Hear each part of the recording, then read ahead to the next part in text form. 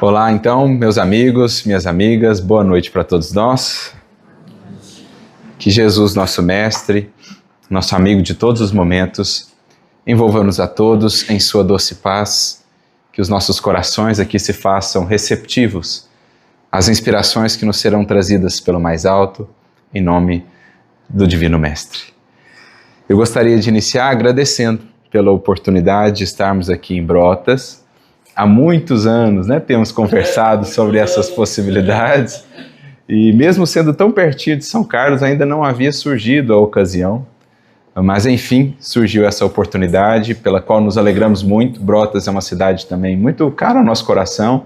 Eu e a Flavinha já estivemos aqui algumas vezes como turistas e agora estamos tendo essa grata alegria de podermos trazer alguma reflexão à luz da doutrina espírita, esperando que ela possa ser útil a todos vocês e agradecendo também de antemão todo o carinho recebido. E como ponto de partida das nossas considerações nessa noite, nós vamos recorrer a um verdadeiro manancial de tesouros, de inspirações do Espiritismo, que muitas vezes passa desapercebido de muitos de nós espíritas. Conjunto de obras que nos revela, que nos apresenta toda uma nova feição acerca da própria doutrina espírita, da sua maneira de concepção, como ela chegou a ser o que é, como ela foi construída por Allan Kardec.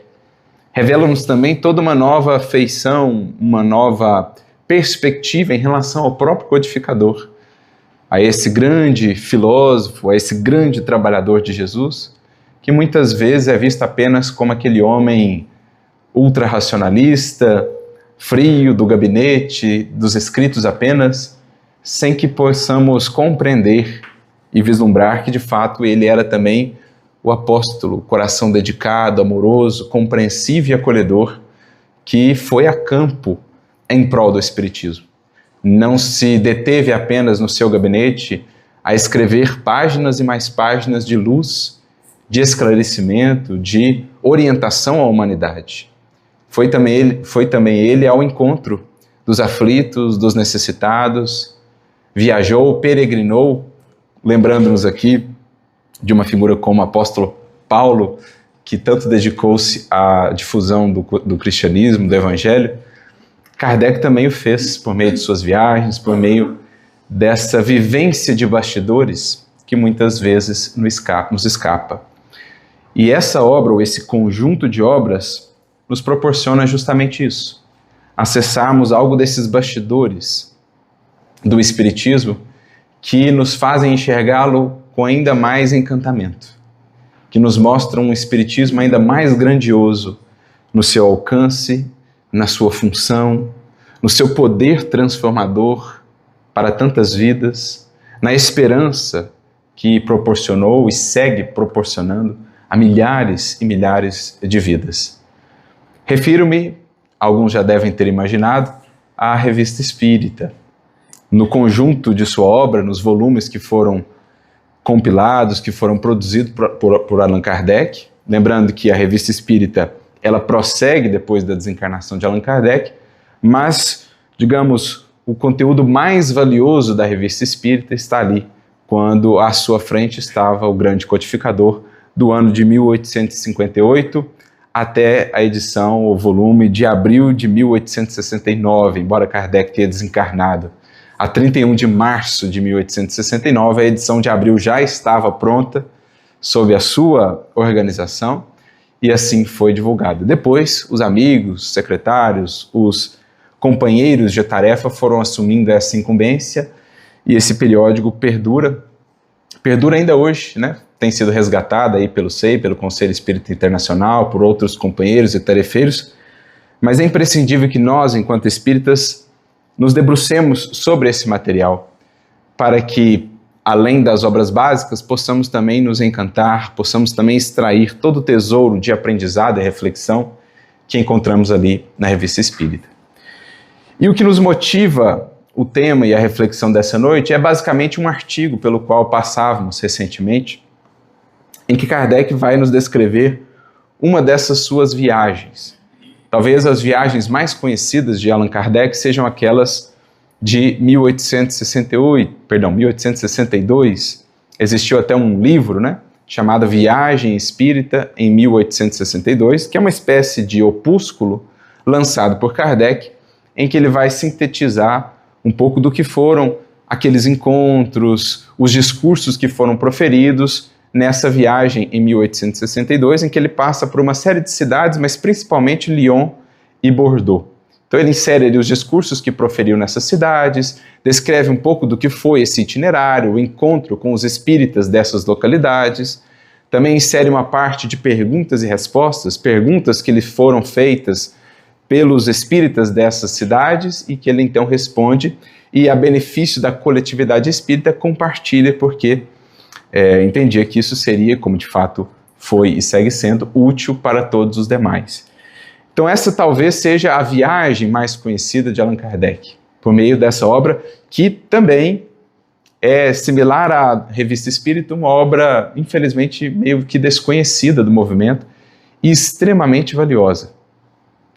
Boa parte do que Kardec coloca ali nesse opúsculo também está na Revista Espírita, de modo que se a gente estudar a revista por tabela, acabamos estudando essa obra, mas fica também a sugestão, uma obra tão curtinha, mas que nos traz ali uma visão muito ampla e profunda acerca do Espiritismo conforme Kardec o entendia. Por exemplo, a questão da centralidade da caridade, que em um dos discursos nesse livro fica muito destacado para nós. Mas ele teve outras viagens, além dessa de 1862. Já havia realizado viagens antes, se não me falha a memória, no ano de 1860 ele já realiza uma primeira viagem, depois no ano de 1861, 1862 ele vai ampliando um pouco o itinerário, depois ele teria uma viagem em 1864 ou 65, se não me falha a memória, ele vai à Bélgica, ele vai a outras regiões, e ele vai compartilhando conosco, porque um dos intuitos dessas viagens também era sondar como estava o crescimento, o desenvolvimento do movimento espírita, não só na França, mas também em outras localidades. Não só ali em Paris, onde todo o trabalho estava, digamos, centrado na Sociedade Parisiense de Estudos Espíritas, que era meio que um ponto central em torno do qual gravitavam as demais sociedades que iam surgindo, na França ou mesmo no exterior. Ele queria saber como estava o espiritismo nos interiores da França, como ele estava em outros países. E nesse sentido ele sai então a campo com esse intuito. E na Revista Espírita de julho de 1867, ele vai compartilhar conosco o relato de uma dessas viagens. Aqui ele vai chamar de breve excursão, porque foi de fato uma excursão mais breve, em que ele atende ao pedido dos amigos da Sociedade Espírita de Bordeaux para que pudesse comparecer a um tradicional banquete que eles realizavam por ocasião da data de Pentecostes. Lembrando que a data de Pentecostes é uma data variável, depende ali da Páscoa, tudo mais, mas pelo que imaginamos aqui, algo antes de julho, talvez maio, junho, ele não especifica exatamente quando se deu, mas menciona que era um convite para a ocasião do banquete de Pentecostes. Ele, inclusive, havia mencionado em edição anterior da Revista Espírita que a Sociedade Espírita de Bordeaux vinha passando por algumas lutas, por algumas dificuldades. Em razão disso, ela precisou se refundir, se refazer. Então, era uma espécie de reinauguração, de retomada das atividades espíritas em Bordeaux, e eles então contavam com a presença do codificador para lhes dar esse estímulo, para lhes dar ali algumas orientações que pudessem ser úteis para consolidar esse trabalho. Então Kardec, nesse artigo na Revista Espírita de julho de 1867, intitulado Breve Excursão Espírita, ele vai descrever para nós o que foi essa jornada. Fala-nos lá do movimento espírita em Bordeaux, e também menciona que, como ele tinha um prazo curto de viagem, porque precisava estar de volta em Paris numa data fixa, ele não pôde conhecer muitas outras cidades dessa vez, mas, no retorno, ele aproveitou a ocasião para passar em 2 outras cidades. Uma delas, uma cidade também muito importante para a história do Espiritismo, especialmente por um filho dessa cidade, que foi um dos maiores divulgadores do Espiritismo, especialmente no pós-Kardec, embora tenha sido ele também contemporâneo de Kardec. Refiro-me às cidades de Tours e à cidade de Orleans. No retorno, Kardec passa em ambas as cidades e ali, juntamente com os espíritas locais, foram planejadas algumas atividades das quais ele poderia participar. O caso de Tours nos chama mais atenção porque há aqui um detalhe, digamos assim, um parêntese que abrimos dessas coisas belas, dessas coisas tocantes da história do Espiritismo, que muitas vezes passam desapercebidas. E que justamente o estudo da Revista Espírita, por exemplo, como estudo do livro Viagem Espírita, essas obras de bastidores nos permitem acessar. Porque, como dissemos, uma das cidades pelas quais Kardec passou foi a cidade de Tours. E a reunião na cidade de Tours estava planejada em um determinado recinto, em um determinado local. Só que na França, naquela época, para que reuniões pudessem se dar, envolvendo assim um número maior de pessoas, existia toda uma burocracia, existia toda uma, digamos assim, uma demanda das autoridades para que houvesse aprovação, para que se estudasse qual a finalidade daquela reunião. Lembrando que a gente vinha de uma França muito conturbada politicamente, depois da Revolução, depois de Napoleão e tudo mais. Então, essa questão da associação de pessoas, as reuniões, elas eram acompanhadas, digamos assim, de muito perto, para que determinadas associações com fins, digamos, de sublevação, com fins de agitação da sociedade, não viessem a ocorrer.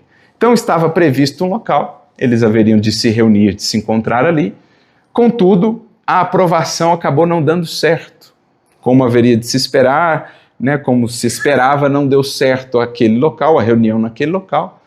Então, para que não perdessem a ocasião de Kardec estando ali, e fazerem aquela reunião com a presença do codificador, o que eles deliberaram? Deliberaram, então, que fariam a reunião à luz, ou sob a luz das estrelas. E assim se reuniram mais de uma centena de espíritas, sob a luz do luar, sob a luz das estrelas, ali na propriedade de um dos espíritas da cidade, para que Kardec, naquele clima da natureza, pudesse lhes falar das belezas do Espiritismo, do Consolador. Não há como aqui não fazer uma evocação ou uma ligação, algo que essa personagem que nós mencionamos da cidade de Tours faria tantas vezes, não há como aqui não fazer uma conexão entre o Espiritismo dos tempos modernos e um dos seus precursores lá atrás, de muitos séculos atrás, aos tempos do Cristo e mesmo antes, que eram aqueles que habitavam justamente aquela região, conhecida outrora como as Gálias, os chamados druidas. Lembrando que o próprio Allan Kardec, ele mesmo haveria de dizer, esse nome provinha de uma encarnação sua enquanto druida.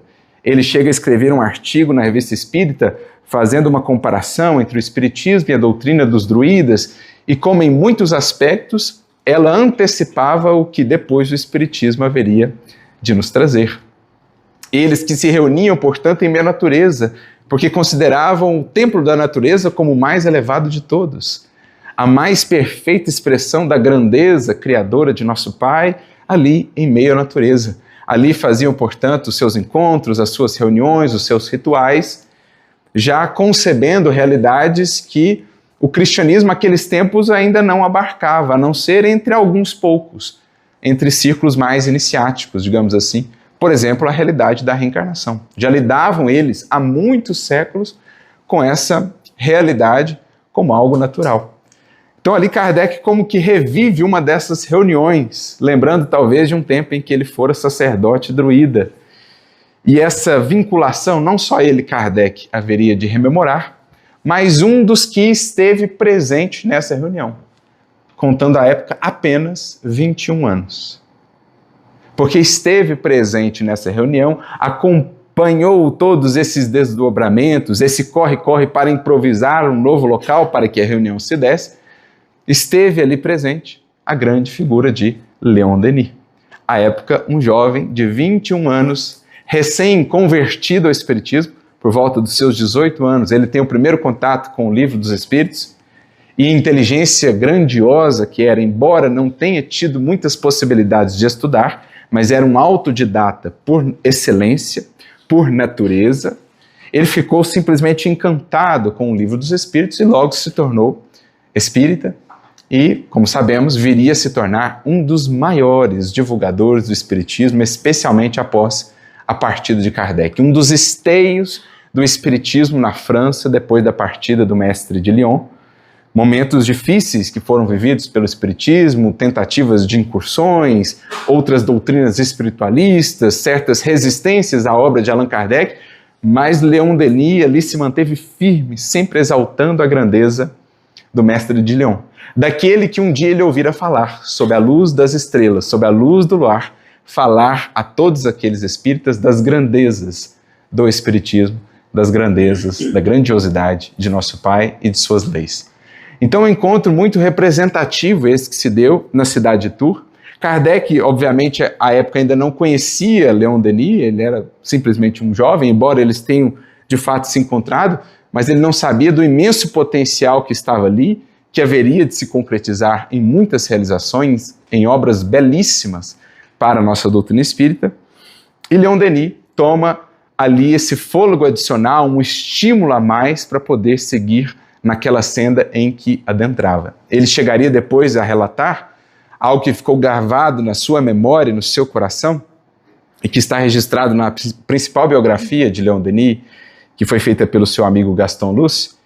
Ele chegaria a relatar que no dia seguinte voltou ao local onde havia se dado a reunião, e Kardec havia ficado hospedado ali, com um dos espíritas locais, e ele viu então uma cena que ele nunca mais esqueceu, e que nos apresenta uma outra feição bem distinta do codificador, como mencionávamos, e que é preciso também conheçamos, para que não nos detenhamos no Kardec do gabinete, no homem sério, no homem racional, no homem lógico, tudo isso valores inquestionáveis e importantíssimos da sua obra. Mas Kardec não foi somente isso, não foi somente aquele homem isolado em seu gabinete. Kardec foi também serviço, acolhimento, amor. Então Leon Denis volta e vê o casal, Allan Kardec e Amélie, colhendo cerejas. Kardec em cima de um banquinho ali, de uma escada improvisada, colhendo cerejas e lançando para Amélie, que as recebia.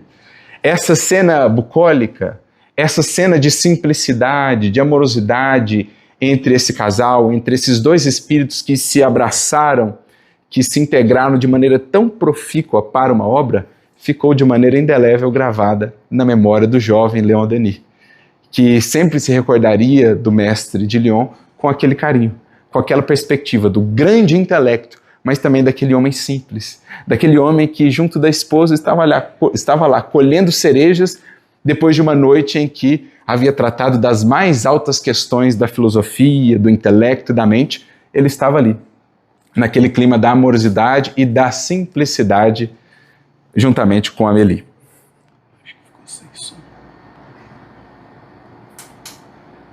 Bateria, será? Alô, som? Aí. Tá pegando, né? Agora sim. Então, um parêntese que nós abrimos acerca desses bastidores do Espiritismo que vale a pena conhecer. Às vezes vemos essas duas grandes figuras, ficamos a pensar no contato que eles tiveram.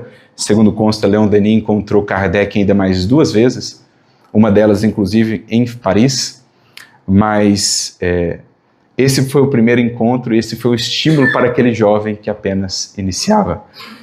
Para que a gente tenha uma noção melhor que às vezes são as coisas mais simples da vida, aquelas que têm o maior poder transformador e de estímulo para uma alma em busca. E isso nós haveríamos de ver mais tarde, na própria origem do Espiritismo nas terras do Cruzeiro. Quanto disso também não haveríamos de ver nesse clima da simplicidade, nesses interiores, nesses rincões de nosso Brasil. Grandes exemplos, grandes arautos do Evangelho, Rede Vivo, do Espiritismo, que nesse clima de simplicidade, mas de uma devoção, de uma dedicação a toda prova ao Espiritismo, foram responsáveis por, digamos assim, orientar, estimular um sem número de outras almas que vieram na sequência, lembrando-se desses pioneiros. Assim se deu com Kardec e com Denis, assim se deu com muitos e muitos na história do Espiritismo, não só na França, mas também no Brasil. Dito isso, feita essa menção, voltamos ao artigo aqui, Breve Excursão Espírita, em que Kardec, então, dirá que, além dessas observações que ele pôde fazer do movimento espírita de Bordeaux, o movimento espírita de Tours, o movimento espírita de Orléans. Orléans era uma cidade em que o movimento estava ainda mais incipiente, mas ele já pôde encontrar corações dedicados ali. Ele também faz um estudo, digamos assim, da natureza do movimento espírita nessas localidades. E ele traz, digamos, boas notícias, o que ele considerava serem boas notícias. Porque o primeiro aspecto que ele pôde notar é que, passados já uns bons anos desde o lançamento de O Livro dos Espíritos, estamos falando aqui cerca de 10 anos, né? De o lançamento de O Livro dos Espíritos, o Espiritismo já começava a, digamos assim, ser um pouco mais aceito nas várias localidades pelas quais ele passava. No início, como sabemos, as perseguições foram inúmeras, imensas. Não só perseguições, digamos, duras, no sentido de gerar algum prejuízo, de gerar alguma até mesmo agressão àqueles que se faziam profitentes do Espiritismo. Lembremos que muito dessa perseguição se deu na forma de ironia, de sarcasmo, de escárnio. E por conta disso, muitos espíritas não ousavam dizerem-se espíritas porque temiam a opinião, temiam que as outras pessoas haveriam de achar. Nesse sentido, é preciso valorizar muito a coragem daqueles primeiros que enfrentaram essa opinião e souberam dizer-se espíritas, não somente lá na França, como também aqui no Brasil, num período em que o espiritismo era muito mal visto, até por conta da religião predominante no Brasil. Muitos passaram por muitas dificuldades, perderam seus empregos, foram expulsos, foram excomungados, foram, enfim, vilipendiados e caluniados de todas as formas, mas mantiveram a coragem, o heroísmo da fé, abrindo para nós caminhos que hoje podemos trilhar com mais tranquilidade. É preciso, portanto, destacar a coragem, a grandeza desses pioneiros. Então, esse é um ponto que Kardec menciona, isso já o felicitava por conta da coragem desses que iam mostrando que o Espiritismo não era aquilo que se imaginava dele, que o Espiritismo, pelo contrário, envolvia muito estudo, muita racionalidade e, principalmente, muito serviço no bem, muito amor, muita dedicação, o verdadeiro espírito do Evangelho. A mensagem começava a encontrar mais abertura. Já não existiam mais perseguições tão contundentes, pelo menos em algumas localidades, como outrora. Isso faz parte do processo. Kardec também viria dizer que o batismo de toda grande ideia é a perseguição. Mede-se a dimensão de uma grande ideia ou de uma ideia pelo tamanho da perseguição que ela gera. Quanto mais resistência ela provoque, mais se tem a compreensão, mais se torna isso um indicativo de que aquela ideia é poderosa. O que ela prepara, a transformação, o potencial transformador dela é enorme. Assim se deu com o Espiritismo. Mas um outro aspecto que também felicita Kardec é o fato de que cada vez mais as pessoas buscavam no Espiritismo aquilo que toca o coração, aquilo que fala a alma, aquilo que esclarece a consciência, a razão, mais do que propriamente apenas aquilo que fere os sentidos. Como nós sabemos, o Espiritismo surge primeiro alcançando, abordando a criatura humana por meio dos seus sentidos. Então, inicialmente, os primeiros movimentos da espiritualidade se deram na forma de efeitos de fenômenos físicos. Daí os conhecidos fenômenos das mesas girantes, que foram muito comuns, não só na América, mas na Europa, naquele contexto, ali na primeira metade do século XIX, como também depois no próprio Brasil. Muito do espiritismo nascente no Brasil se deu em bases, ou se desenvolveu em bases de fenômenos materiais. Fossem eles fenômenos de cura, fenômenos de materialização, fenômenos de transporte, as batidas, enfim, tipografia, todos esses fenômenos que são descritos para nós, por exemplo, em O Livro dos Médiuns. Mas isso era o início, como diz Kardec, o ABC, o beabá da doutrina espírita. Era apenas a antecâmara que deveria ser logo percorrida por aqueles que estão de fato interessados no que é o cerne, o âmago do Espiritismo, a sua própria alma. Aquilo que diz respeito ao Espírito, aquilo que fala à mente e principalmente ao coração. Então era de se esperar que no início muitos estivessem mais voltados para os fenômenos materiais. Assim se deu. O próprio Kardec, o seu primeiro contato com os fenômenos foi justamente com os chamados fenômenos de efeitos físicos, os fenômenos materiais. Contudo, Kardec foi aquele que soube ver para além daqueles fenômenos, tidos para a imensa maioria como um simples passatempo. Kardec foi o que pôde ver por detrás daquilo algumas das questões mais importantes da humanidade, da filosofia em toda a sua história. Porque ele entrevia que ali estavam algumas das respostas há muito buscadas pelos mais eminentes filósofos e sábios da humanidade.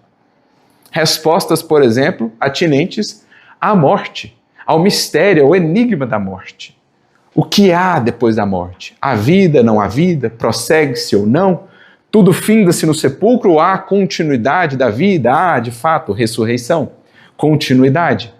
Kardec entrevia naqueles fenômenos que eram, digamos assim, um passatempo dos salões de Paris, dos salões da Europa, da casa de muitas pessoas importantes. Kardec foi, não podemos dizer exatamente o primeiro, porque não saberíamos, mas em termos daquele que concretizou de fato uma obra, o primeiro a deduzir de tudo aquilo algo muito mais importante do que aqueles meros fenômenos que feriam os sentidos físicos das criaturas humanas.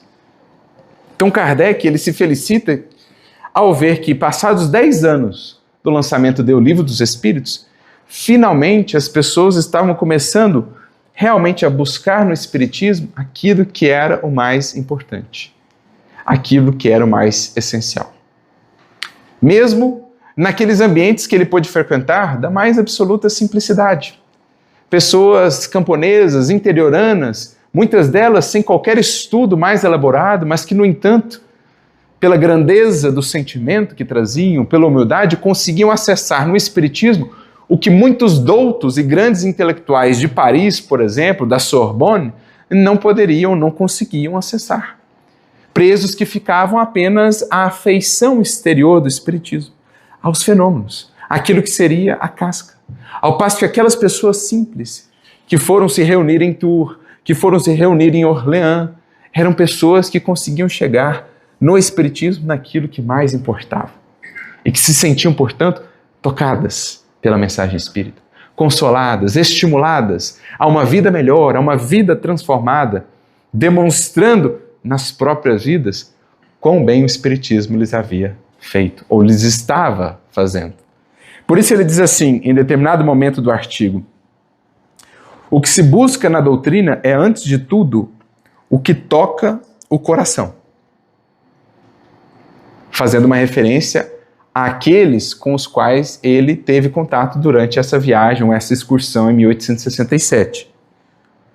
É uma coisa notável a facilidade com que mesmo as pessoas mais iletradas compreendem e assimilam os princípios desta filosofia, pois não é necessário ser sábio para ter coração e raciocínio.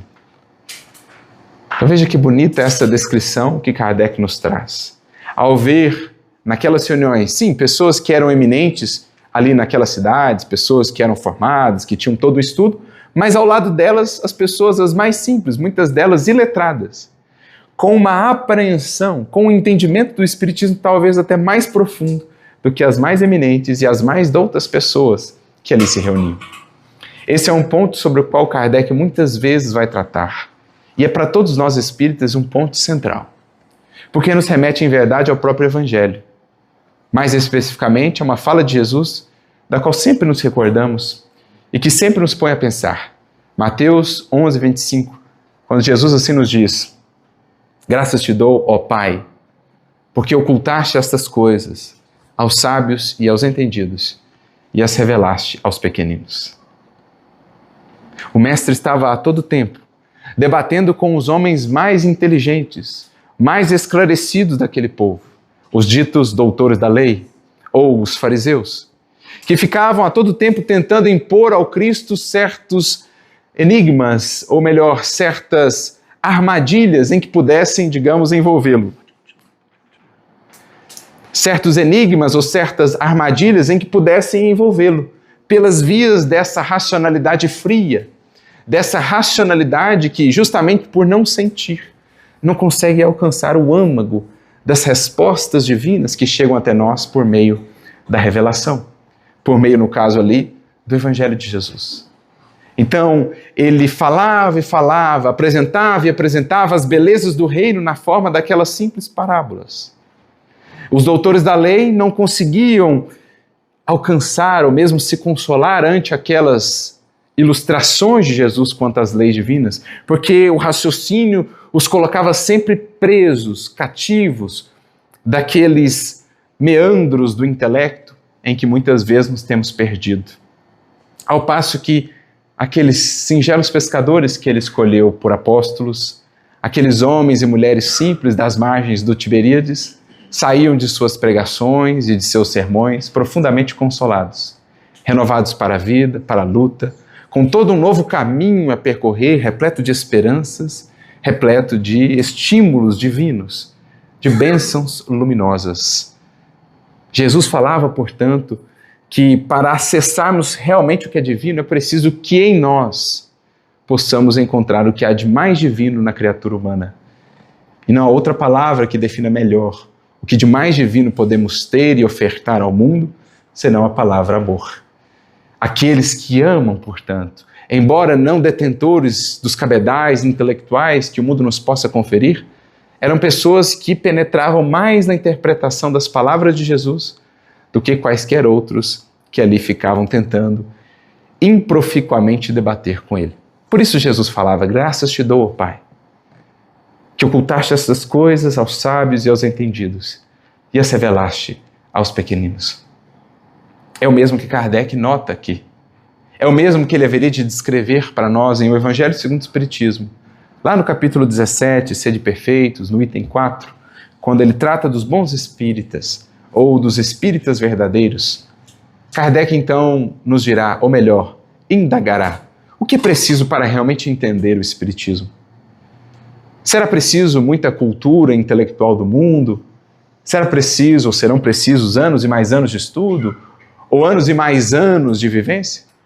Kardec mesmo refutará essas perguntas, respondendo ele próprio: temos visto jovens, mal saídos da adolescência, que conseguem penetrar no Espiritismo muito mais do que aqueles que já acumulam bons anos de vivência ou de experiência.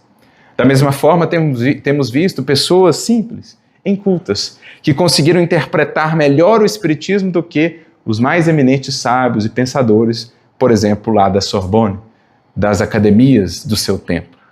Ele vai definir o porquê, então, dessa diferença na forma de um termo, ou servíncio de um termo, que ele denomina maturidade do senso moral. Aqueles que desenvolveram em si, no espírito que são, mais maturidade do senso moral, são esses os mais habilitados a realmente alcançarem do Espiritismo o que é mais importante, o que é mais central. E naturalmente que essa maturidade do senso moral tem a ver com a postura moral da criatura. Em outras palavras, com a sua conduta. A maneira pela qual ela vive, não só agora, mas a maneira pela qual ela tem vivido nessa existência ou ao longo das últimas existências. Porque isso é o que fez dela o que ela é agora. Uma vida dedicada a uma postura moral, e lembrando a definição de moral para os espíritos, uma vida de acordo com a lei divina, uma vida, portanto, pautada, baseada no amor, na misericórdia, no bem para todos, na humildade, na disposição de servir, na disposição ao sacrifício pessoal pela causa mais ampla da humanidade. Uma vida marcada pela boa vontade, pela dedicação, pela disciplina. Essa será uma vida que está construindo em si, esse espírito, maturidade do senso moral. É, digamos assim, uma árvore mais madura, porque muito regada, muito cultivada. Todos nós somos como que uma árvore a cultivar. Nosso espírito, o espírito que somos, é preciso adubar, é preciso regar. E o fazemos toda vez que buscamos nos sintonizar com a lei divina. Buscamos viver de acordo com o que a consciência nos propõe, nos diz. Toda vez que nos sintonizamos com o mais alto, pela prece, pelo serviço, pelo estudo, naturalmente, nós estamos regando essa árvore que somos, digamos assim. Estamos nos fazendo mais maduros. E com isso, mais espaço, mais ambiente espiritual vamos construindo para o espiritismo em nós.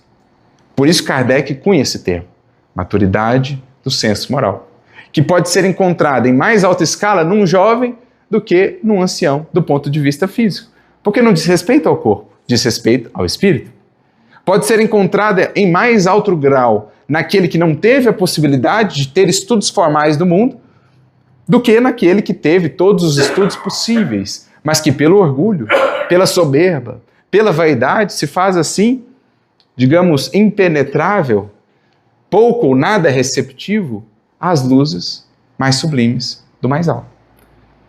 Então, esse é um termo que Kardec cunha em perfeita consonância com aquilo que Jesus já nos falava. Por isso, em se falando de Evangelho e também em se falando de Espiritismo, não podemos pensar só no aspecto racional. O Espiritismo é, sim, uma doutrina lógica, racional, que pede de nós estudo, que incentiva a cultura em âmbito geral, não só do Espiritismo, mas tudo que seja mais nobre dentre aquilo que a humanidade já produziu. O Espiritismo incentiva esses aspectos, mas ele não se reduz, nem jamais se reduzirá somente a isto. Porque é isso que nos explica a pujança, a força que o Espiritismo teve em locais os mais distanciados dos grandes centros, onde a ausência de recursos, onde a falta de possibilidades no que diz respeito a estudo, não foi um impeditivo para que o Espiritismo ali florescesse tão bem, de maneira tão farta e tão bela. Como não nos recordarmos aqui, fazendo um paralelo entre aquilo que Kardec via, o que ele notava, o que ele deduzia dessas suas viagens, com o que foi o Espiritismo em suas origens no Brasil. Quantos e quantos rincões desse Brasil afora não se assemelharam a isso que Kardec pôde ver lá em Tours ou em Orleans? Primeiro, os fenômenos físicos, grandes médiuns que ali surgiram, os fenômenos que chamam a atenção, mas as pessoas que vão então se agregando em torno dos fenômenos e começam a vir aqueles que se aproximam não tanto pelos fenômenos, mas pela busca do coração. Pessoas, muitas delas, que não tiveram grandes estudos, mas que do Espiritismo conseguem alcançar o cerne. Como não nos recordarmos, por exemplo, da história de Santa Maria, nas proximidades de Sacramento, onde o Espiritismo lá começou com os seus fenômenos, os efeitos físicos, atraindo a figura de um senhor mariano, tio de Eurípides Barçanufo, outros médios, muitos deles analfabetos que ali estavam, mas com faculdades mediúnicas impressionantes. Mas isso não foi o mais belo. Não foi isso a verdadeira causa do florescimento tão expressivo do Espiritismo naquela região, por exemplo, a região de Sacramento. Os fenômenos chamaram a atenção, aproximaram corações, mas foram esses corações dedicados, devotados a toda prova, que demonstraram a grandeza dessa doutrina. Um Aristides, médium analfabeto, mas um poço de amor. O próprio senhor Mariano, que dialogando com Eurípides Barçanufo, seu sobrinho, que era conhecido pela sua grande cultura, mas não era uma cultura apartada do coração, mas uma grande cultura, o senhor Mariano então percebe, olha, Eurípides, eu infelizmente não consigo argumentar contigo, porque Eurípides, católico fervoroso, não admitia que o tio houvesse cedido àquela doutrina estranha, aquela doutrina que pervertia a mensagem cristã, aqueles fenômenos esquisitos. Ele não se conformava com aquilo. Busca então o tio para tentar trazê-lo de volta ao seio da religião da qual fazia parte. E logo o senhor Mariano percebe que, pelas vias dos argumentos, não conseguiria convencer Eurípides. Mas, inspirado certamente, ele traz consigo uma carta na manga, digamos assim, diríamos melhor, um livro na manga. E que livro? Um livro daquele jovem de 21 anos que ouviu Kardec falar sobre a luz das estrelas. Uma das suas obras magnas, chamada Depois da Morte, onde Leon Denis nos eleva às culminâncias da beleza do que é a lei divina, a grandeza da obra de nosso Pai. Lembrando, Leon Denis, autodidata, não teve a oportunidade de estudar, nos grandes centros, nas grandes escolas. Mas espírito que já havia regimentado em si muito cabedal, não só do intelecto, mas sobretudo do coração, pôde vazar aquilo, traduzir aquilo numa obra que certamente fica para os séculos. O senhor Marino entrega essa obra a Eurípides. Eurípides, logo na introdução da obra, já se deixa impressionar. Ele fala, meu Deus, que beleza é essa que eu vejo aqui nessa obra. Tão encantado fica que não consegue sequer dormir. Lê a obra ao longo daquela noite. Pela manhã já estava quase convertido ao Espiritismo. Tal a beleza dos argumentos de Denis.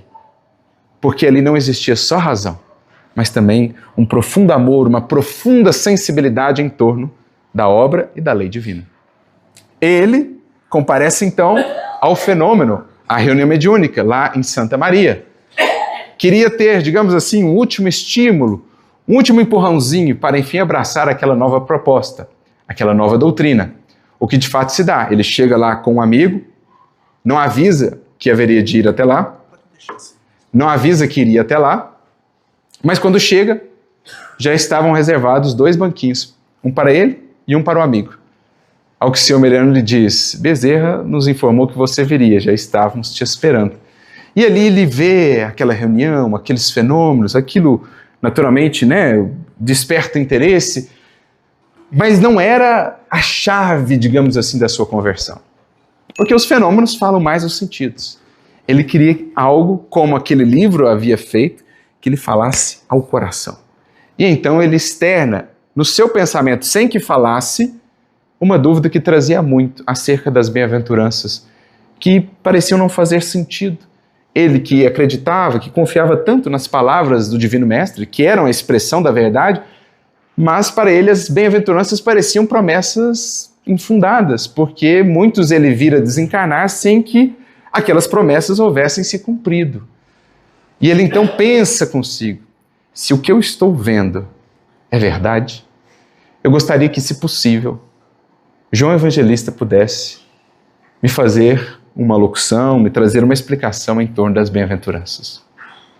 Passado algum tempo, Aristides, médium analfabeto, sem qualquer estudo, ergue-se e diria depois Eurípides, profere a mais bela explanação sobre as bem-aventuranças que ele já ouvira em toda a sua vida. E ao final o Espírito diz, João, o Evangelista. Ali, Eurípides Barçanufo, esse grande apóstolo do Espiritismo, estava convertido a essa doutrina. Ali ele haveria de iniciar um trabalho que certamente fica para os séculos. Viveu tão pouco, apenas 38 anos. No entanto, deixou um legado imortal, porque soube levar para aquela região esse espiritismo, que baseia-se sim na cultura, na filosofia, mas sobretudo no coração. O apóstolo da caridade, aquele que incansavelmente serviu até o derradeiro sopro de sua vida, quando desencarna, vítima da gripe espanhola, da pandemia, tendo trabalhado até o último segundo, porque entendeu esse espiritismo. E é, de certo modo, o que Kardec traz aqui para nós. Por isso ele continua dizendo, a respeito daqueles, né, que compreendiam os aspectos centrais do espiritismo, eles falavam assim para Kardec, dizem eles, se sempre nos tivessem falado assim, jamais teríamos duvidado de Deus e de sua bondade, mesmo nas maiores misérias. E aí ele entra então no parágrafo que mais nos tocou de todo esse artigo, porque eu acho que é um programa para todos nós, espíritas de hoje e de todos os tempos. O que Kardec descreve aqui é o que ele entendia pelo espiritismo, é o que ele desejava fosse o espiritismo. Ele diz assim, sem dúvida, crer é alguma coisa, porque já é um pé colocado no bom caminho. Mas a crença sem a prática é letra morta. Então Kardec ele começa a entrar na relação de cada espírita com o espiritismo.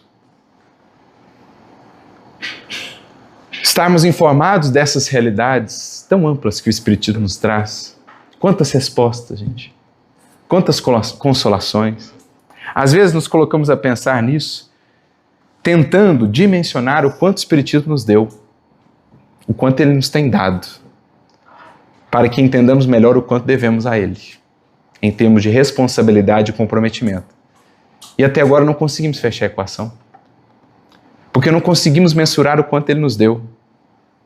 E como não conseguimos mensurar o quanto Ele nos deu e nos tem dado, nós não conseguimos mensurar o tamanho da nossa responsabilidade perante o Espiritismo.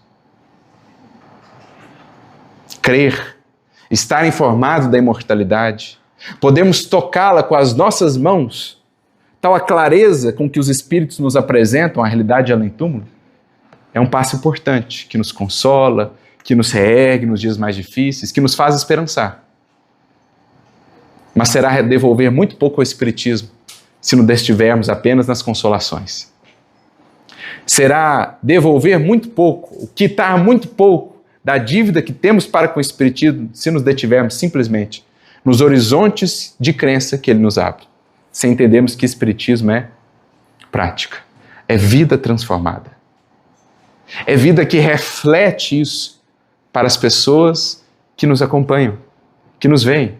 Como diria Paulo, ante a nuvem de testemunhas que nos acompanham os passos, sejam eles encarnados ou desencarnados.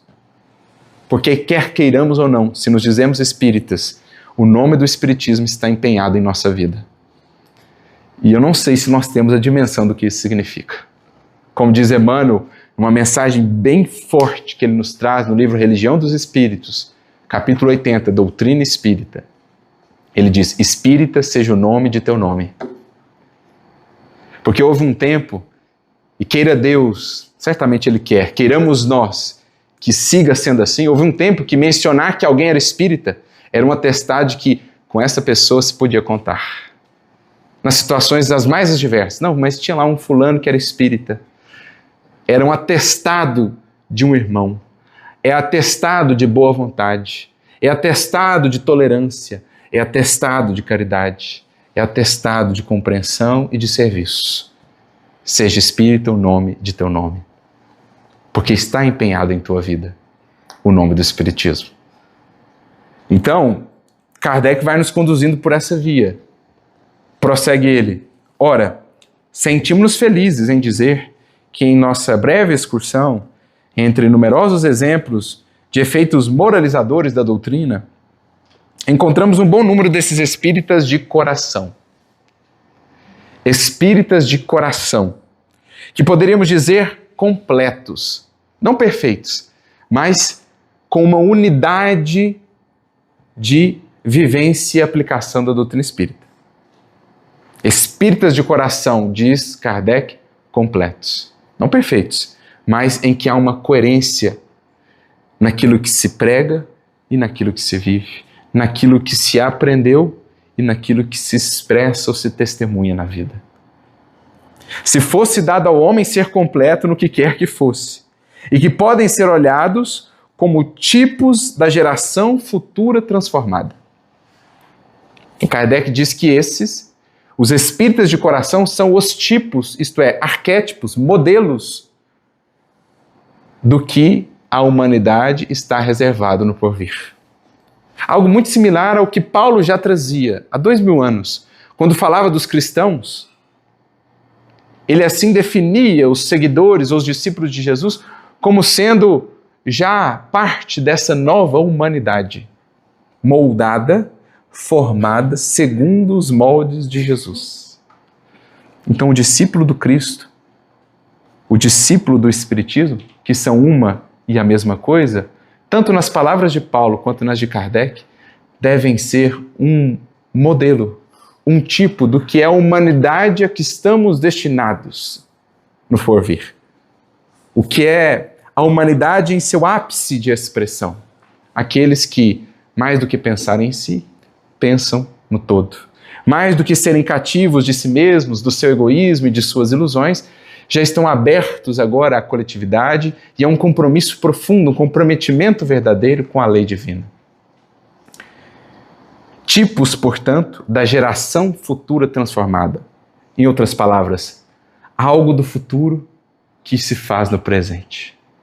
O verdadeiro discípulo de Jesus, o verdadeiro espírita, é aquele que traz um pedacinho do futuro para o presente, que antecipa algo do futuro da humanidade no presente tão desafiador que ainda se nos apresenta.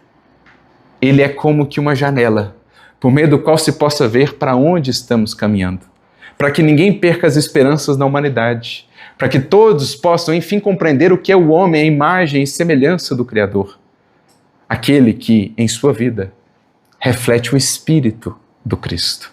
Esse é o verdadeiro cristão, esse, nas palavras de Kardec, o verdadeiro espírita, o espírita de coração. O espírita que, mais do que apenas pelas vias do intelecto, da experimentação ou da racionalização, pôde acessar o espiritismo pelas vias do sentimento, do coração, alcançando, portanto, a sua própria essência, a sua própria alma. Porque aqui ele resgata um conceito que ele havia trabalhado um ano antes, também na Revista Espírita de julho de 1866. Num artigo muito interessante sobre a Caixa Geral do Espiritismo, um projeto, uma proposta de projeto que foi apresentada a Kardec, ele comenta então sobre os tipos de espíritas. Algo que ele já havia feito no Livro dos Médiuns, no 3º capítulo da primeira parte, mas que ele resgata com uma outra denominação nesse artigo da Revista Espírita. E lá ele vai dizer assim, olha, nós temos basicamente 3 ou 4 tipos de espíritas, diz ele nesse artigo de julho de 1866. Em primeira linha, nós temos os espíritas de coração. São aqueles cujo devotamento, diz Kardec, é a toda prova. São aqueles que, nas palavras dele, estão animados de uma fé sincera, que compreendem o objetivo e o alcance imenso da doutrina espírita e que aceitam todas as consequências dessa doutrina para si mesmos. Para estes, diz Kardec, o devotamento é a toda prova e sem segunda intenção. E tem nos interesses da causa, que são os da própria humanidade, algo sagrado, que não sacrificarão por amor próprio ou por interesses pessoais. Então, se eu sacrifico os interesses do Espiritismo por amor próprio, por interesses pessoais, no âmbito, por exemplo, de doutrinas ou ideologias da Terra, no âmbito de disputas e contradições humanas e passageiras, nós não estamos colocando o Espiritismo onde deveria estar. Não é ainda o espírita de coração. Diz ele ainda, para esses, o lado moral não é simples teoria. Esforçam-se por pregar pelo exemplo. E não só têm a coragem de se afirmar espíritas, como estão dispostos a pagar o preço. Naqueles tempos, sobretudo, às vezes dizer-se espírita era perder o emprego, era ser execrado publicamente, e, no entanto, esses de coração estavam dispostos a fazê-lo. Um segundo tipo, diz Kardec, são os espíritas que veem no espiritismo mais o aspecto filosófico. Entendem as respostas, o alcance filosófico que o espiritismo traz, aquilo que ele traz à razão. Contudo, para esses, o lado moral ainda não os toca profundamente. Não lhes estão sensíveis ainda suficientemente às fibras do coração, diz Kardec, para que o lado moral possa ser por eles assimilado. Contudo, diz Kardec, não estão menos convencidos. Por isso, entre eles, encontram-se grandes pregadores e zelosos defensores da doutrina espírita.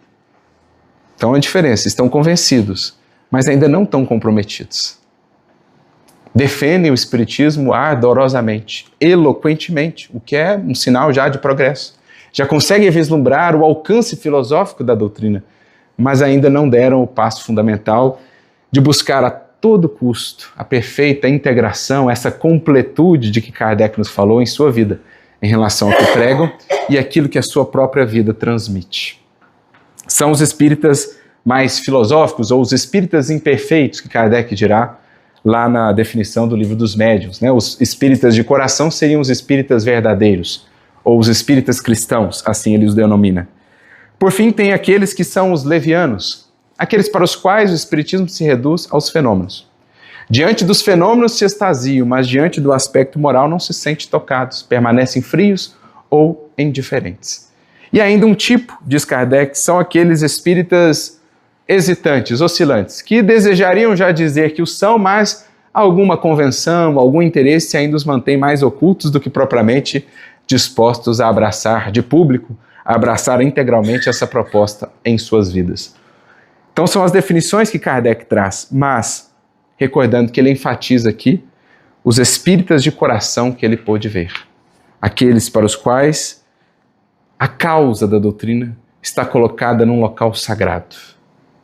Por essa causa, por esse ideal, por esse projeto, estão dispostos a sacrificar tempo, saúde, recursos, fama, reconhecimento no mundo, porque o que lhes interessa é dar vazão a essa causa em suas próprias vidas.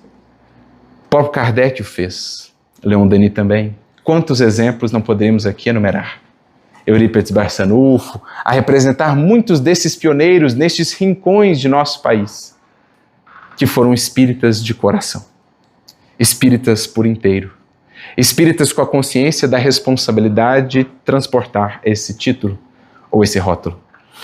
Por isso, continua Kardec, esses que são os tipos, da geração futura transformada, os há de ambos os sexos, de todas as idades e condições, desde a juventude até o limite extremo da idade, que desde esta vida realizam as promessas que nos são feitas para o futuro. Ou seja, saibam trazer algo do futuro para o presente pelo seu esforço de aplicação. No mesmo espírito daquilo que Jesus propôs quando fala da construção do seu reino.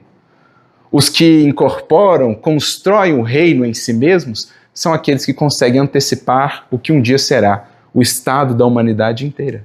E servem, portanto, de faróis, de verdadeiras tochas, chamas acesas, a orientarem aqueles que caminham entre sombras, perdidos nos labirintos do mundo, entre as dúvidas que trazem consigo.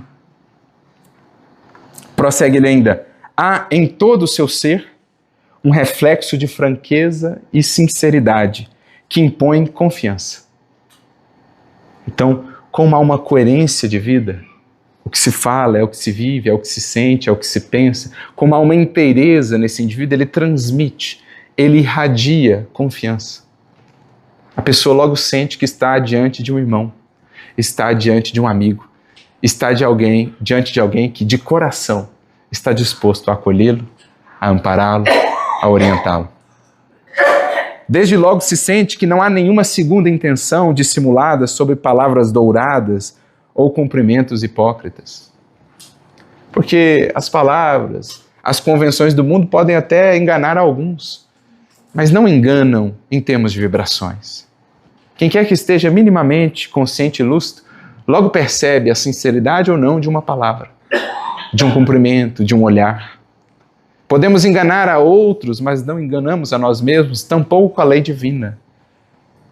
E estaremos sempre muito reduzidos em nossas possibilidades de agir se não existir em nós essa coerência. Nossas palavras não serão tão penetrantes.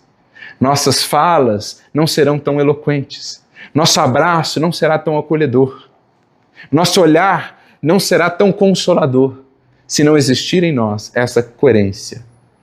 Se o Espiritismo em nós não começar de fato no coração. Em torno deles, e mesmo na mediocridade, isto é, nas condições as mais difíceis da vida, sabem fazer reinar a calma e o contentamento. Então diz Kardec que o espírita de coração, onde ele entra, ele faz reinar a calma e o contentamento. Ele é por isso mesmo um pacificador. Em tempos tão desafiadores em nossa nação, no mundo, mesmo dentro do Espiritismo, de tantas polarizações, em que elementos, ideias, doutrinas humanas se colocam acima da doutrina e da proposta do Cristo, o espírita de coração é, por excelência, um pacificador. Alguém que faz reinar a calma, onde palavras ferinas ou agressivas talvez marcavam presença, chega o espírita de coração e ele reúne os corações, estabelece pontes ao invés de manter as divisões. Nesses interiores abençoados, Kardec está falando dessa jornada sua pelos interiores da França. Podemos transpor isso para os interiores do Brasil. Nós que temos tido a grata alegria de viajar por tantas cidades e conhecer algo desse espiritismo que não é visto, que não está nas redes sociais, desse espiritismo histórico de tantas e tantas almas devotadas e dedicadas interior afora desse Brasil, nós entendemos, ou pelo menos imaginamos que conseguimos entender algo do que Kardec tenta dizer. Nesses interiores abençoados respira-se uma atmosfera serena, que se reconcilia com a humanidade e se compreende o reino de Deus sobre a terra. nos interiores onde se vê um cenário mais simples, onde se está mais perto da natureza, mais fácil se torna compreender a grandeza do Evangelho e do Espiritismo. Porque estamos mais próximos, está mais diante de nós a lei divina, a sua beleza e a sua perfeição. Por isso, em tantos recantos desse Brasil, o Espiritismo floresceu tão abundantemente. Na carência de quaisquer recursos materiais, na ausência de muitos estudos ou intelecto, muitas das vezes, mas com a presença viva da espiritualidade, da comunhão com o mais alto, do amor, do Espírito, por excelência, a expressar a grandeza dos horizontes que o Espiritismo nos abre. É o que Kardec aqui expõe, externa do seu coração. Olha, quando eu viajo por esses interiores e vejo essas casinhas singelas, esses grupos se reunindo, eu vejo o Espiritismo com o qual eu anseio, o Espiritismo com o qual eu sonho, o Espiritismo como eu o entendo de fato. Tão próximo do Evangelho de Jesus, tão próximo quanto seja possível. É isso que Kardec está nos dizendo.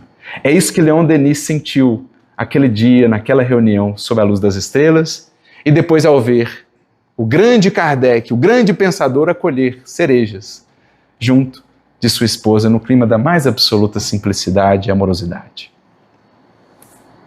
Bem-aventurados os que sabem gozá-lo por antecipação.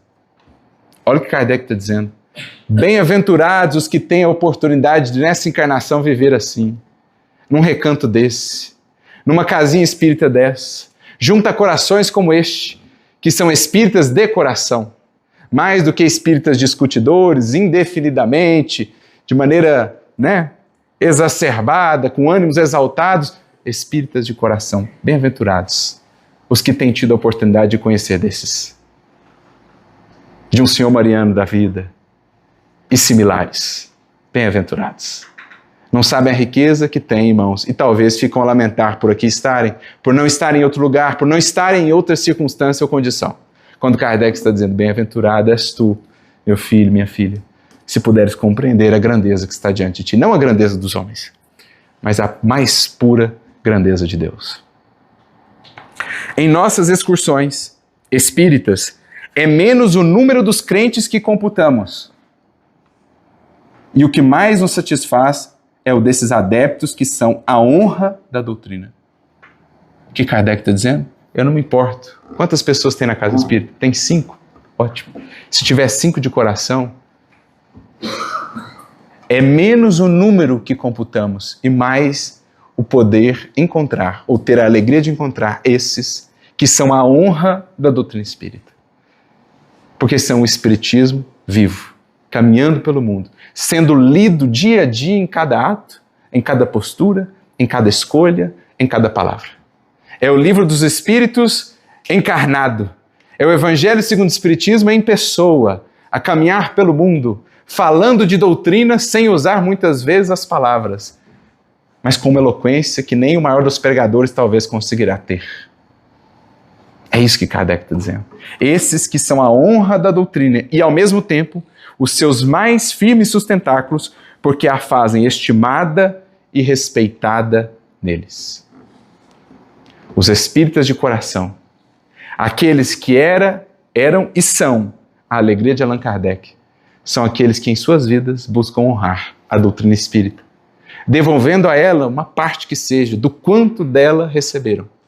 São aqueles que fazem a doutrina espírita estimada e respeitada neles próprios, porque diante das mais desafiadoras tormentas e agruras da vida, sabem proceder com serenidade, com fé, com esperança, acima de tudo com amor, porque são espíritas de coração, não meramente convencidos, mas integralmente comprometidos com essa causa divina de libertação que tanto lhes deu e que agora intentam honrar, respondendo, retornando a ela as inúmeras dádivas que hão recebido. Em vendo isso, Kardec se diz muito feliz. Ele conclui dizendo o seguinte: vendo o número dos felizes que faz o Espiritismo, esquecemos facilmente as fadigas inseparáveis de nossa tarefa. Eis uma satisfação, um resultado positivo que a malevolência mais obstinada não nos pode roubar. Poderiam tirar-nos a vida, os bens materiais, mas jamais a felicidade de ter contribuído para trazer a paz a esses corações ulcerados. A todos nós, portanto, em luta, na seara do Espiritismo, que essas palavras de Allan Kardec possam ressoar em nosso coração. Que estudemos, sim, que busquemos incrementar o nosso raciocínio com as luzes do Consolador, mas que não deixemos de regar o nosso coração para que sejamos, como Kardec bem nos disse, espíritas de coração, fazendo a doutrina honrada, estimada, apreciada em nossas próprias vidas, lida nas páginas que escrevemos dia a dia com o nosso esforço e com a nossa ação, para que o Espiritismo se expanda, levando consolo e libertação a um sem número de consciências.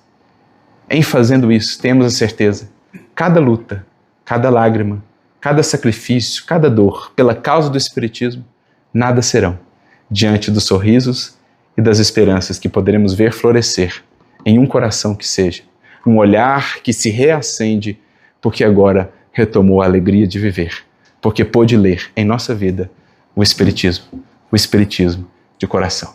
Que Jesus a todos nos abençoe, a todos muita luz e muita paz.